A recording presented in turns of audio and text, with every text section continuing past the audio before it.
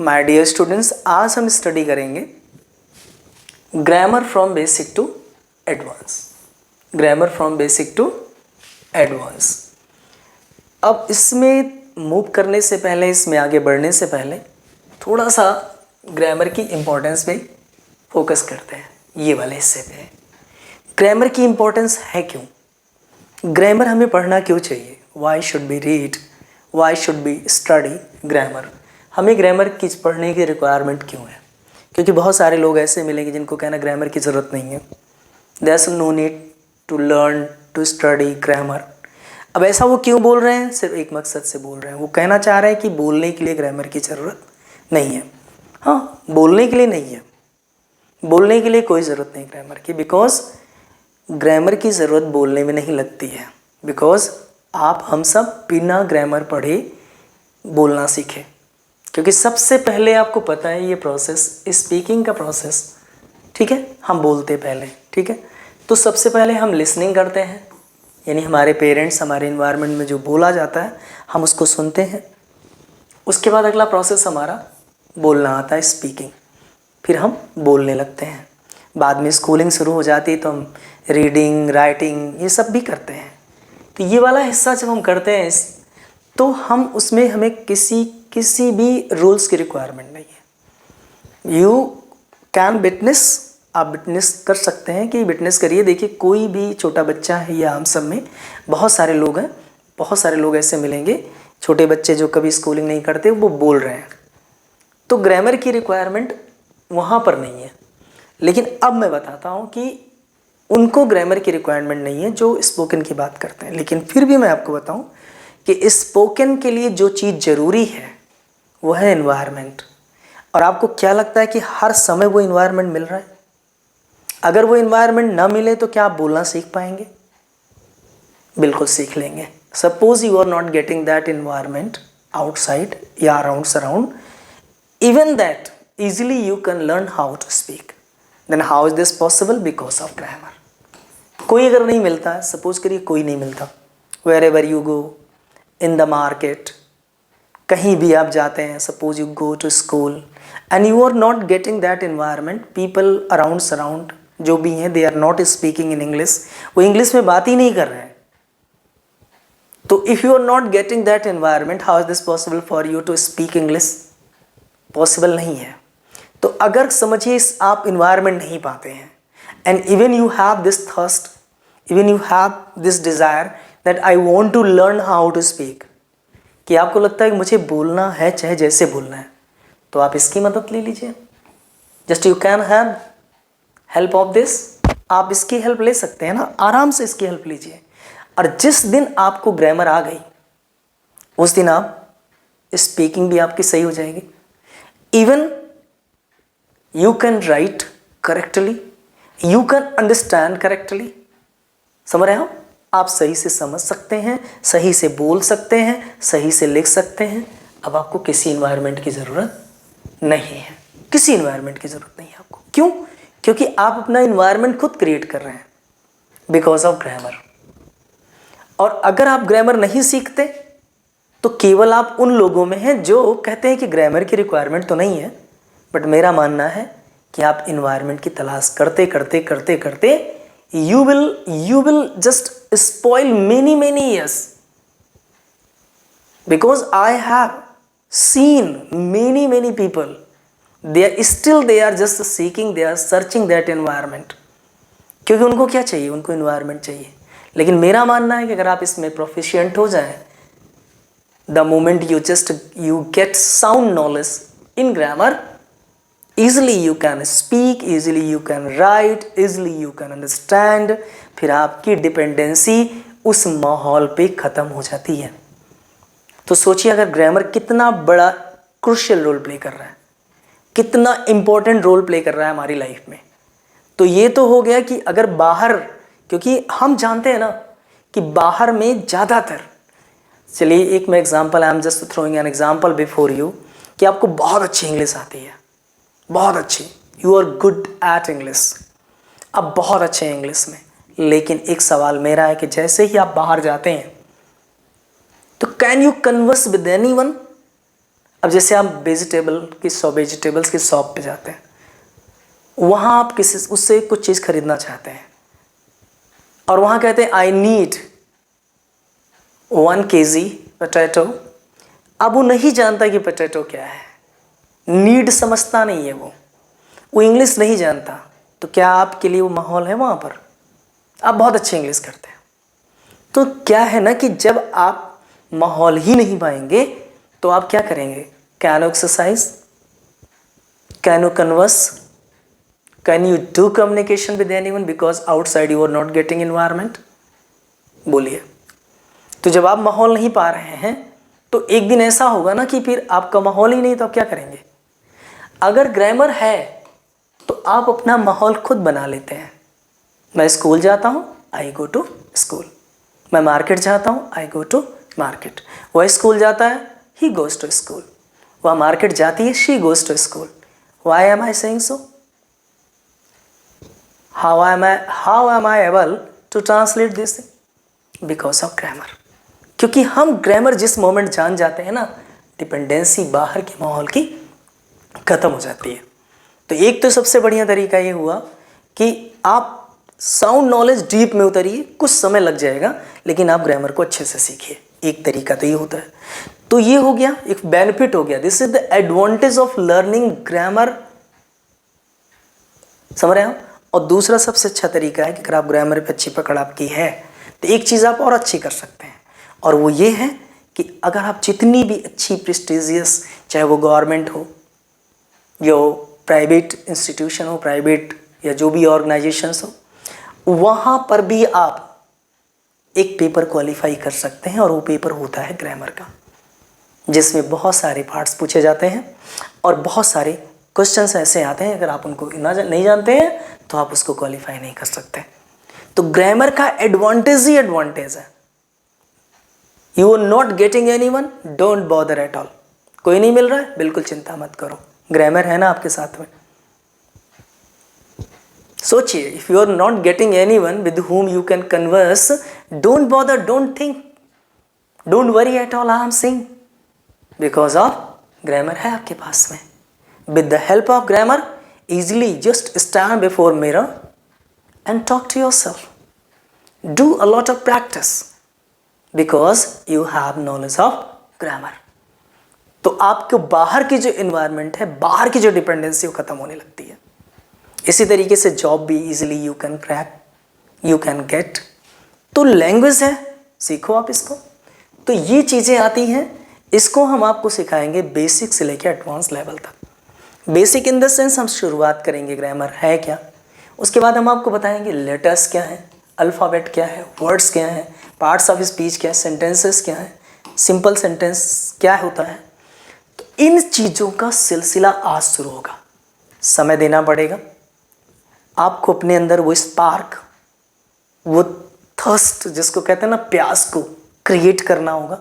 क्योंकि जब तक प्यास नहीं है ना, तब तक आप देखेंगे बहुत सारे चैनल से आप उनको देखेंगे। अगर आपके अंदर if you don't have thirst, तो you will not be able to understand the value of water. पानी की कीमत तभी समझ में आती जब प्यास होती है।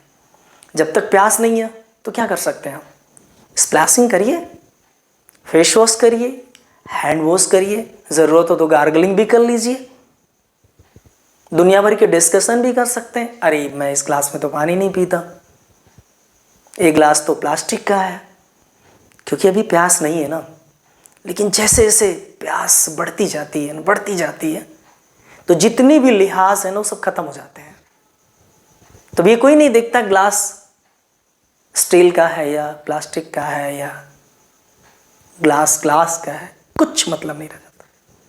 बस एक चीज़ ध्यान में रहता है कि इसमें पानी है ना, I need water because I want to quench my thirst. बस मुझे अपनी प्यास बुझानी है। तो जिस पल आपको लग जाएगा कि नहीं मुझे इस लैंग्वेज को सीखना ही सीखना है, फिर अब मैं गारंटी लेता हूँ कि आप उसमें दिल लगा के उतरेंगे। क्योंकि now you are ready to quench your thirst, and if you are ready to quench your thirst, I promise you I have water and this water has potential to quench your thirst. आप basic से पढ़िए, I am here to teach you, and just I request you कि आप अपना उस passion spark दिखाइए, उस thirst को क्रिएट करिए कि I want to learn this language. And the moment you get ready, no doubt contents are here. Content आपको मिलेंगे, आप उनको पढ़िए, समझिए, नहीं आता है आप कमेंट करिए, आंसर्स मिलेंगे आपको। तो नाउ ये सारी चीज़ें रही कि ग्रामर। लेटस अब थोड़ा सा डिस्कशन करते हैं इस पर। सबसे पहले ग्रामर को ही डिस्कस कर लेते हैं, क्योंकि ग्रामर सेट ऑफ रूल्स, और ये बताता क्या है कि वर्ड्स और सेंटेंसेस को कैसे अरेंज करते हैं एक सेंटेंस में, ताकि एक मीनिंगफुल मैसेज बाहर आ सके। यानी वर्ड्स हैं, सेंटेंसेस हैं, इन सबको करेक्ट वे में अरेंज करना, किसको कहाँ रखा जाएगा। जैसे मान लीजिए लिखा है कि ही इज अ टीचर। अब आप देखिए यहाँ पर जितने भी इसमें ही इज अ टीचर, इन सबको 1 2 3 4 सीक्वेंस में रखा गया। सीक्वेंस में रखते ही एक मीनिंगफुल मैसेज इस सेंटेंस ने कन्वे कर दिया। लेकिन अगर हमें ये अरेंजमेंट में ना आए, how to arrange these words, कि हम इन सारे वर्ड्स को कैसे अरेंज करें, कैसे सीक्वेंस में लगाएं, तो नहीं कर पाएंगे। तो ग्रामर क्या है, how to read, how to write, how to understand correctly, ये सारी चीज़ें ग्रामर के ही जद में गए, ग्रामर के ही दायरे में आती हैं। Letter smallest functional unit of writing system. अब जैसे लिखना है ए, तो ये सबसे स्मॉलेस्ट यूनिट है, functional unit of writing system. और एक देखा जाए तो प्रिंटेड साइन भी है, इसको ये प्रिंटेड साइन भी है। Words single unit of language, that means something and can be spoken और रिटन। Single unit. अब बात आती है कि सबसे पहले हम देखेंगे लेटर्स आते हैं, ठीक, लेटर्स आ गए। उसके बाद लेटर्स का जो पूरी सीरीज बन जाती है A to Z, A to Z। Z को G भी बोलते हैं, क्या समझे आप, G अमेरिकन में बोलते हैं, कभी कभी लोग Z बोलते हैं, A to Z। G का मतलब होता है Z, यानी अमेरिकन में Z को Z बोलते हैं, और ब्रिटिश प्रोनाउंसिएशन अगर करेंगे एक्सेंट में तो वहाँ Z को Z बोलते हैं। तो जब A से लेके Z तक पूरी एक पूरी माला तैयार कर देते हैं तो उनको बोलते हैं अल्फ़ाबेट, जिसको हिंदी में कहते हैं वर्ड माला। तो A to Z जब हम करते हैं, A to Z, तो ये बनता है अल्फ़ाबेट। क्या बनता है, ये अल्फ़ाबेट बन जाता है। और जब ये सिंगल सिंगल होते हैं तो लेटर्स हो जाते हैं। और जब हम इन्हीं लेटर्स को फ्रूटफुल वे में, अब जैसे उठाएं, जैसे लिखा है M, फिर यहाँ लिखा A, rayon, Z, O, mango. अब ये मैंगो बन गया। तो ये जितने लेटर्स आए इनके कॉम्बिनेशन से बना वर्ड। क्या बन गया, वर्ड बन गया। तो ये सारी चीज़ें हैं जो बहुत ही बेसिक हैं। अब अगला सवाल आता है कि जब हम बातें करते हैं, व्हेन वी स्पीक, तो हम क्या करते हैं, एक जब स्पीच करते हैं, जैसे मैं अगर बोलूँ I play football, I play football, तो हमने पूरा का पूरा एक स्पीच दिया। इसको अगर देखें तो एक सेंटेंस है, यानी हमसे जो भी हमारे मुंह से निकला वो स्पीच है। अब स्पीच में देखेंगे तो इसमें एक यहाँ पार्ट आया, एक पार्ट किया, एक पार्ट किया। अब इसको चेक करेंगे तो ये देखेंगे ग्रामर के टर्म्स में अलग है, फंक्शन अलग है। फंक्शन कैसे किया, इसका नाम पड़ा सब्जेक्ट। और अगर ग्रामर के टर्म्स देखें तो बना प्रोनाउन। क्या नाम बना इसका, प्रोनाउन है। अगर प्ले को देखें तो वर्ब है, और फुटबॉल को देखें तो नाउन है। तो आपने देखा प्रोनाउन, वर्ब, नाउन। यानी जब हम कोई भी स्पीच देते हैं तो उस स्पीच में बहुत एक सीक्वेंस है, उन्हीं की स्टडी करनी होती है, जिसको बोलते हैं स्पीच के पार्ट्स। और वो स्पीच के पार्ट्स 8 होते हैं। वो स्पीच के पार्ट्स 8 होते हैं जो आगे चल के आपको स्टडी करने में जब आप स्टडी करेंगे तो आपको बहुत मदद मिलेगी कि इंग्लिश को सीखें कैसे। यानी ये आपने देखा grammar, letter, words, parts of speech आपने देखा। और अब आगे बढ़ते हैं और आपको दिखाते हैं अगला हिस्सा। यहाँ पर असर्टिव, अब यहाँ पर हम आते हैं तो एक लिखेंगे सेंटेंसेस, सेंटेंसेस मतलब सेंटेंस के बारे में स्टडी करेंगे। अभी तक हमने लेटर्स देखे, लेटर को आपस में कंबाइन किया तो वर्ड्स बन गए, वर्ड्स को आपस में मीनिंगफुल वे में रखा तो क्या हो गया, अब सेंटेंस बन गए। सेंटेंस की डेफिनेशन क्या बनी, group of words which makes complete sense, यानी group of words which makes complete sense, मतलब ग्रुप ऑफ वर्ड्स शब्दों का ऐसा समूह जो अपने आप में एक कंप्लीट सेंस दे दे। अब मैं आपको एग्जांपल दिया, जैसे लिखा है Ram is playing hockey, Ram is playing hockey. अब आप देखिए लेटर क्या है, RAM, यानी ये वर्ड बना, एक वर्ड ये हुआ। IS इज, इसका एक वर्ड ये बना, प्लेइंग एक वर्ड बना, और हॉकी कितने वर्ड्स हो गए, 1 2 3 4, नंबर ऑफ वर्ड्स कितने हुए 4। और हमने इन्हीं नंबर ऑफ जितने 4 वर्ड्स हैं इनको सीक्वेंस में लगाया, करेक्ट वे में लगाया, और इनकी एक मीनिंग बाहर आ गई। तो जब मेक्स कंप्लीट सेंस, तो राम हॉकी खेल रहा है, तो ये एक कंप्लीट मीनिंग देता है। तो जब वर्ड्स आपस में कनेक्ट होते हैं और कंप्लीट मीनिंग देते हैं तो हम उन्हें सेंटेंस बोलते हैं। अब सेंटेंस भी अलग अलग नेचर के होते हैं, चूँकि बेसिक से सीख रहे हैं, तो जिन लोगों को आता है वो इस बात को रिवीजन में लें, जिनको नहीं आता है वो इसे समझने की कोशिश करें। यानी जब हम सेंटेंस की स्टडी करेंगे तो सेंटेंस एक्चुअली हमारे पास 3 होते हैं, जिनका नाम है सिंपल, एक का नाम है सिंपल, और एक का नाम है कॉम्प्लेक्स, लेकिन ये बहुत डीप में है, आगे चल के इसको स्टडी करेंगे, और एक का नाम है कंपाउंड। समझ रहे हैं आप? तो ये हमारे 3 सेंटेंस आते हैं, लेकिन हम स्टडी करते हैं ज़्यादातर असर्टिव सेंटेंस, सिंपल को। तो सिंपल के 5 पार्ट्स बाहर आते हैं सिंपल सेंटेंस के। अब आप ये मत सोचिए कि सिंपल क्या है, कॉम्प्लेक्स क्या है, कंपाउंड क्या है।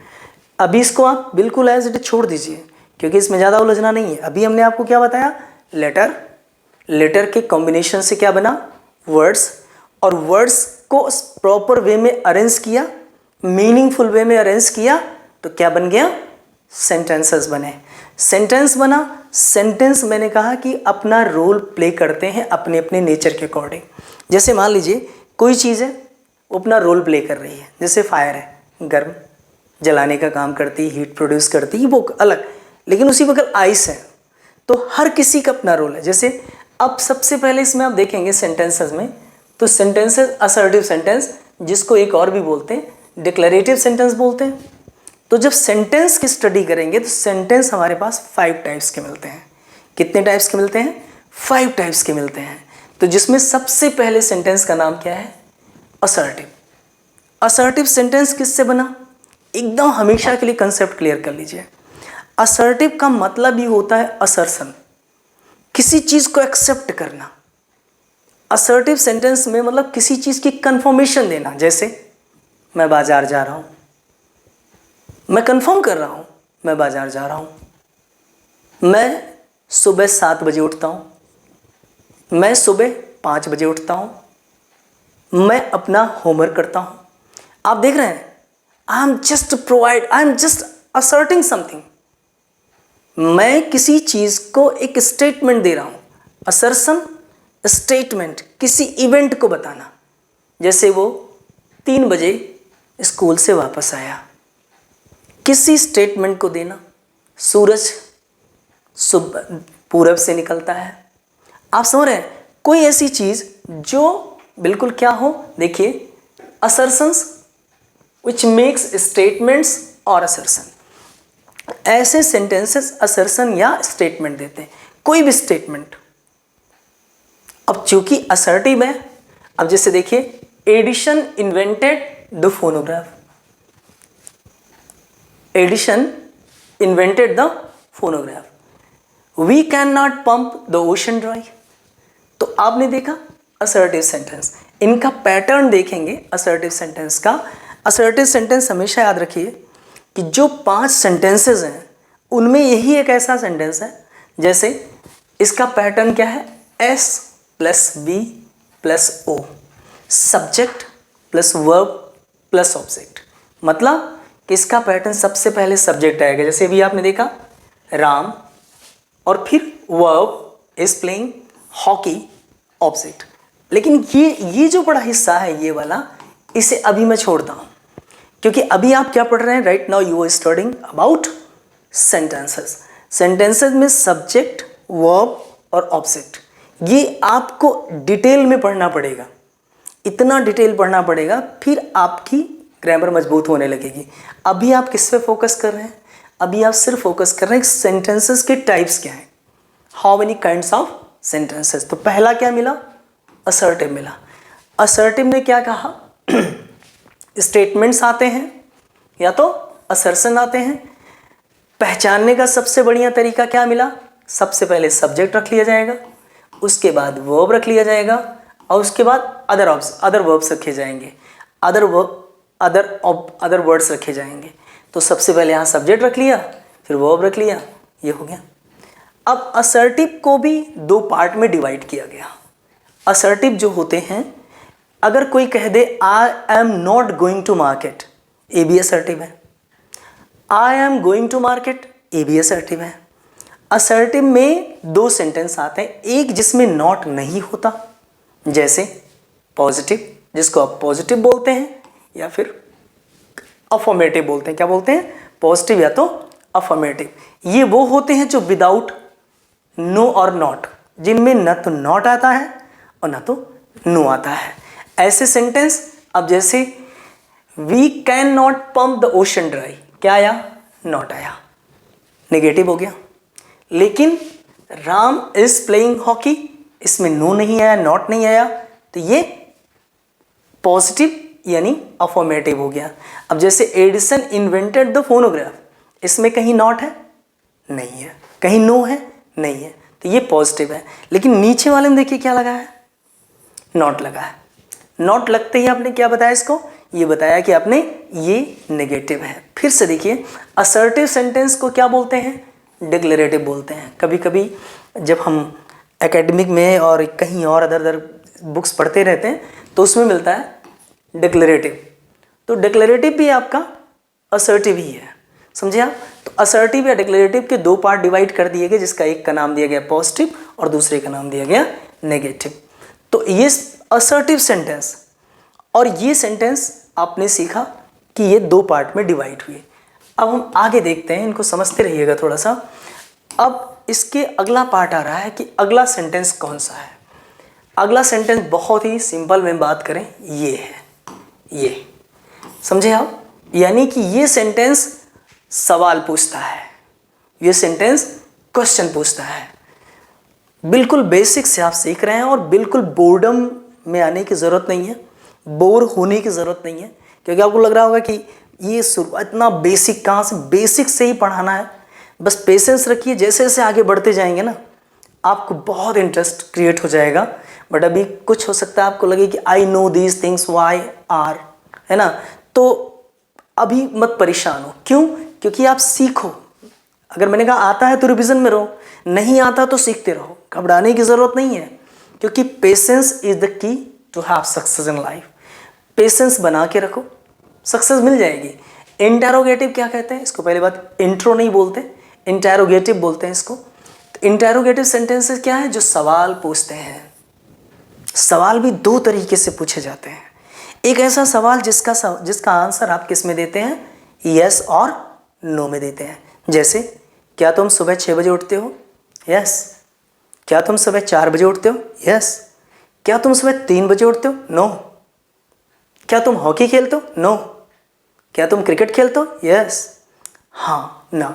तो एक ऐसा होता है जिसको हम कहते हैं यस या नो टाइप।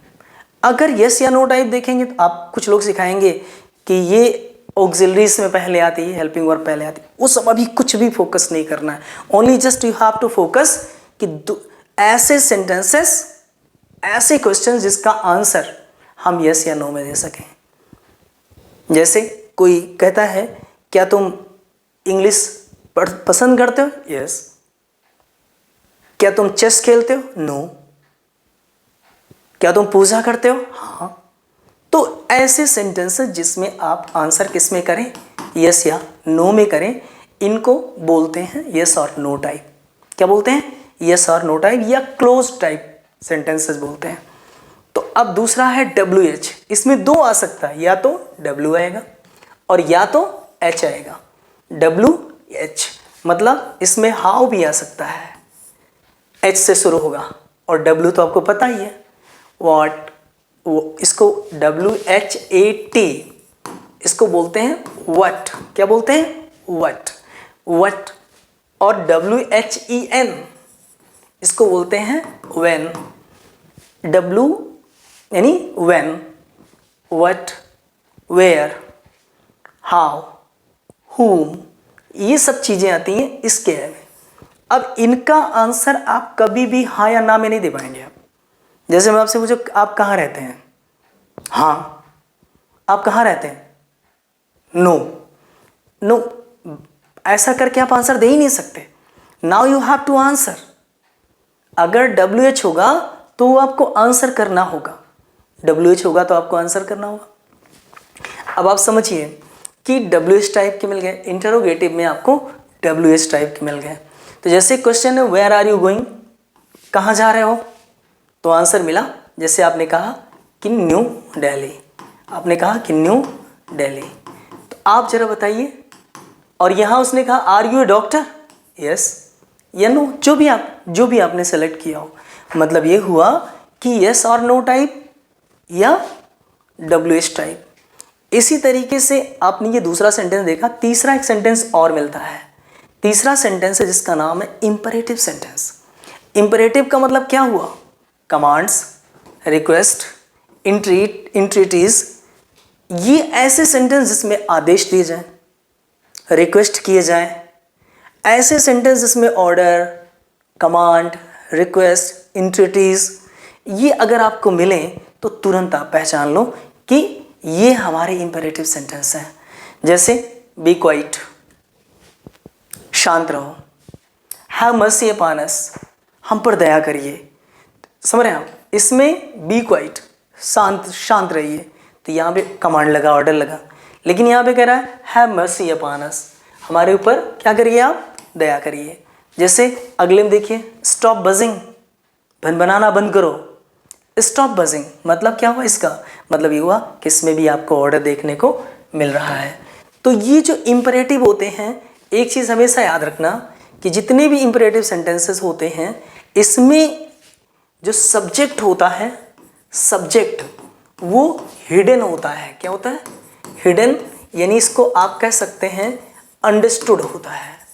जैसे कहा जाए कि sit down, sit down, sit down मतलब बैठ जाओ। तो बैठ जाओ का मतलब क्या हुआ? यू सिट डाउन, लेकिन इसको लिखा नहीं जाता, इट इज़ नॉट रिटन। सो तो इसका मतलब ये हुआ कि सिट डाउन से, तो यानी एक बात और हुआ कि जितने भी आपको इंपरेटिव सेंटेंसेस मिलते हैं वो सारे के सारे आपके स्टार्ट्स किससे शुरू होते हैं? स्टार्ट्स विद वर्ब, वर्ब से शुरू होंगे। अब जैसे सिट, इसको हटा देते हैं, तो अगर यहाँ लिखा है सिट तो देखिए वर्ब से शुरू हुआ। यहाँ देखें आप बी वर्ब है, हैव वर्ब है, स्टॉप वर्ब है, तो वर्ब से शुरू होता है, मतलब वर्ब से शुरू होता है। तो इंपरेटिव सेंटेंस क्या हुए? इंपरेटिव सेंटेंस वो जिनके कमांड्स, रिक्वेस्ट, इंट्रीटीज बाहर आती हैं। तो अब आराम से आप जान गए कि ये सेंटेंसेस हमारे जो होते हैं इनसे ये पर्टिकुलर चीज़ें, सिग्नल या जो भी मैसेज चीज बाहर आता है, assertive, assertion, statements, interrogative, question, yes और नो, WH। इंपरेटिव आप पढ़ते हैं तो क्या मिला? कमांड मिलेगा, ऑर्डर्स मिलेंगे, रिक्वेस्ट मिलेगा। इंट्रीटीज का मतलब ये हो गया कि ये कुछ ज़्यादा ही रिक्वेस्ट है यहाँ पर। इसी तरीके से अब नेक्स्ट अगर आप देखें तो वहाँ पर एक सेंटेंस और आपको मिलता है, और ये है आपका एक्सक्लामेटरी सेंटेंसेस। एक्सक्लामेटरी सेंटेंसेस, अब आप देखिए स्ट्रॉन्ग फीलिंग्स, सडनली आती है, अचानक से आती है। मतलब आप बैठे हैं और मौसम खूब गर्मी हो रही, बहुत ज़्यादा, अचानक से मौसम बहुत ठंडा हो जाता है। वाह, व्हाट अ कूल, या व्हाट अ वेदर, मतलब कितना बढ़िया मौसम हो गया। तो मतलब समझे आप, अचानक से जैसे आप चल रहे हैं साथ में, हाउ फास्ट यू वॉक, कितना तेज चलते हो तुम। मतलब अचानक से कोई चीज़ आपको सरप्राइज करे, आपको लगे कि आप जो है ना उससे सरप्राइज हो रहे हैं। तो ये हुआ कि आप देखिए, those which express strong feelings, how cold the night is, रात ठंडी है लेकिन हाउ सोच व्हाट, एक्सेसनेस, किसी चीज़ का एक्स्ट्रा हो जाना, बहुत ज़्यादा हो जाना। What a beautiful scene is, कितना खूबसूरत दृश्य है ये। हाउ फास्ट यू वॉक, ये क्या शो कर रही है कि किसी चीज़ की अधिकता हो रही है, कोई चीज़ बहुत ज़्यादा हो रही है। तो यहाँ पर आपने देखा कि एक्सक्लामेटरी सेंटेंसेस वो होते हैं जो सडन फीलिंग्स, स्ट्रॉन्ग फीलिंग वो अचानक से आती हैं। कभी कभी देखिए दुख की फीलिंग्स आती हैं, अलाश, कभी कोई खुशी की फीलिंग आती है, hurray we have won the match, जब मैच जीते ना तो हुर्रे हुर्रे हुर्रे हुर्रे करते हैं, तो वहाँ पे स्ट्रॉन्ग फीलिंग्स आती हैं हैप्पीनेस की। कोई मैटर हो गया, कोई दुख की बात हो गई, अलास, कभी बहादुरी, bravo bravo, well done well done, ये ऐसी चीज़ें जो आती हैं ना जो स्ट्रॉन्ग फीलिंग्स बाहर लाती हैं, तो उनको हम कहते हैं एक्सक्लामेटरी सेंटेंसेस हैं। और फाइनली एक सेंटेंस और देखते हैं जिसका नाम है ऑप्टेटिव सेंटेंस, और ये विश, प्रेयर, कर्स, ये वो चीज़ें हैं जो विश, प्रेयर और कर्स इसको एक्सप्रेस करती हैं। जैसे अगर आप देखें क्या लिखा है, may you have a bright future, आगे देखिए मे गॉड ब्लेस यू।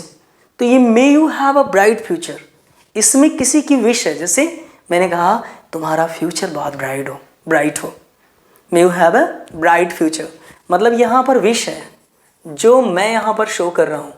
यहाँ मैंने गॉड को इन्वॉल्व कर दिया, may God bless you a son, यहाँ पे मैंने प्रेयर कर दिया, क्या किया, प्रेयर कर दिया। और यहाँ may you all go to hell, यहाँ पर मैंने बद्दुआ दिया, यानी कर्स।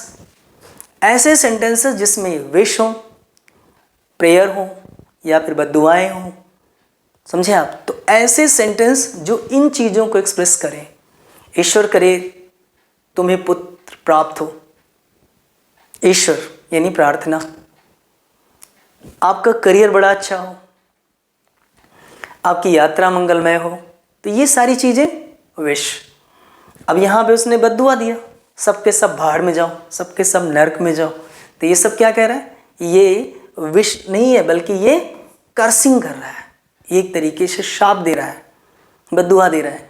तो ये जो हमारे 5 टाइप्स के सेंटेंसेस हैं ये अलग अलग मैसेज शो करते हैं, समझे आप। अगर कर्ष है, प्रेयर है, विश है, optative, sudden feeling that comes from your heart, what a fine weather, how fast you walk, what a cold night, how cold the night is. अब जैसे मान लीजिए आप इस तरीके से, तो एक्सक्लामेटरी है। इसी तरीके से sit down, go there, be quiet, stop buzzing, order, request, imperative है। इसी तरीके से कहाँ जा रहे हो, क्या कर रहे हो, क्या तुम खेलते हो, where are you going, do you play, question, interrogation है ये। इसी तरीके से my name is so and so, I am going to market, I go to school, my father goes to office. तो ये जो चीज़ें हैं स्टेटमेंट, असर्शन यानी असर्टिव सेंटेंसेस, तो ये हमारे 5 टाइप्स। तो आज हमने इतना देखा, शुरुआत हमने कर दिया है, अभी बहुत सारी चीज़ें एक्सप्लोर करना बाकी है। तो आज हमने देखा कि किस तरीके से ग्रामर फंक्शन करता है, किस तरीके से वर्ड्स आते हैं, किस तरीके से लेटर्स आते हैं, किस तरीके से लेटर्स आपस में कंबाइंड होते हैं तो क्या बोला जाता है, ग्रुप ऑफ वर्ड्स बनने पर वो भी मीनिंगफुल सेंस बन जाए तो क्या बोला जाता है, और जब हम सेंटेंसेस यूज़ करने लगते हैं सेंटेंसेस कितने टाइप्स के होते हैं, कौन कौन सा एक्सप्रेशन शो करते हैं, आज हमने देखा। और ये भी देखा कि ग्रामर का बेनिफिट क्या है। ग्रामर अगर हमें आ गई, अगर हमें ग्रामर आ गई तो उसके एडवांटेज हमें आने वाले समय में क्या क्या मिलने वाले हैं। मैं समझता हूँ सब कुछ बेनिफिट जो मिलता है ना वो ग्रामर से ही मिलता है, क्योंकि ये आसान जो मैंने बहुत, हालांकि काफ़ी समय हो चुका है, अब इस लेक्चर को मैं यहीं पे एंड करूँगा, लेकिन कल के लेक्चर में हम इसके आगे डिस्कशन करेंगे। और याद रखिएगा कि अगर आप वीडियोस में बने हुए हैं, लेक्चर्स में बन रहे हैं, कनेक्टिविटी बन रही है, तो one promise I can just place before you, I can just do this promise, I can assure you कि एक दिन आपको पूरी ग्रामर समझ में आएगी, और उस लेवल की ग्रामर समझ में आएगी जिसको बोलते हैं ना SSC, CGL, NDA, CDS। आपको लगता होगा ना कि सब क्या है, सब इसी के पार्ट हैं। जैसे जैसे आप बढ़ेंगे ना आपको सब समझ में आने लगेगा, चाहे वो ट्रांसफॉर्मेशन हो, चाहे वो नरेशन हो, चाहे वो सिंथेसिस हो, चाहे वो क्लॉजेस हो, चाहे वो एनालिसिस हो, चाहे वो प्रीपोजिशन हो, चाहे वो कंजंक्शंस हो। जितने टाइप के कंजंक्शंस हैं, एडजेक्टिव कैसे बिहेव करता है, आर्टिकल कैसे बिहेव करते हैं, ये सब चीज़ें आपको समझ में आने लगेंगी, but it will take time and you must have that patience. So wait and watch. मैं वादा करता हूँ कि आपको सब समझ में आएगा, लेकिन आप उसके लिए पेशेंस बनाए रखिए। तो मिलते हैं एक नए लेक्चर के साथ, और वो सारी बेसिक चीज़ें जो ग्रामर के लिए ज़रूरी हैं और जो आगे ग्रामर में या पर्टिकुलर लैंग्वेज में आगे बढ़ने के लिए बहुत ज़रूरी हैं। तो आज के लिए बस इतना ही। Thank you for giving your valuable time and watching this video, and I hope कि ये बहुत ही फ्रूटफुल रहेगा। आप इसको देखिए, समझिए, घबराइए मत। आप नए वीडियो, नए लेक्चर का वेट करिए, जल्दी ही आपको एक नया लेक्चर और मिलेगा। तो थैंक यू वेरी मच।